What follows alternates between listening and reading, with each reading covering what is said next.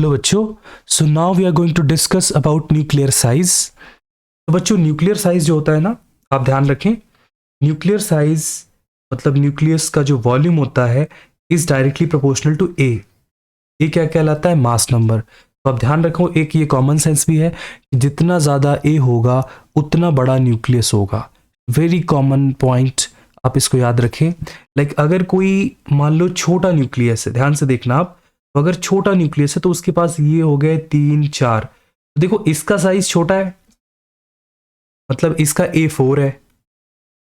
तो बच्चों अगर मैंने ए को इंक्रीज कर दिया, मान लो ए 10 हो गया, कितना हो गया? 10 हो गया। तो देखो ये ज्यादा यहां पे आएंगे ना बच्चों, न्यूक्लियस का साइज ज्यादा हो गया। तो मतलब if you increase a, the volume of the nucleus will increase. So volume of nucleus is directly proportional to a. ठीक है बच्चों, ठीक है। अब अपन क्या करते हैं, देखो v की वैल्यू क्या रख देंगे अपन यहाँ पे, 4/3 पाई आर क्यूब प्रोपोर्शनल टू ए। अब बच्चों एक चीज आप ध्यान रखना, जो प्रोपोर्शनल साइन है ना वो कांस्टेंट को एब्जॉर्ब कर लेता है।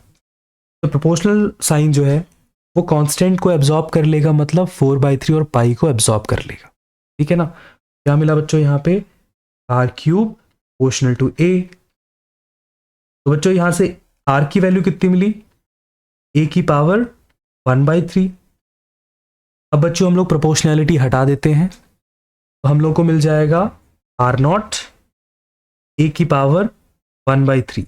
और बच्चों जो आर नॉट की वैल्यू है that is 1.2 into 10 to the power -15 metre.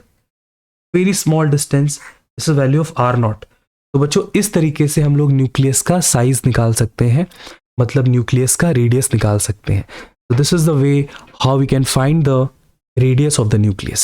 Okay बच्चों, it's a very important concept, you have to remember this concept.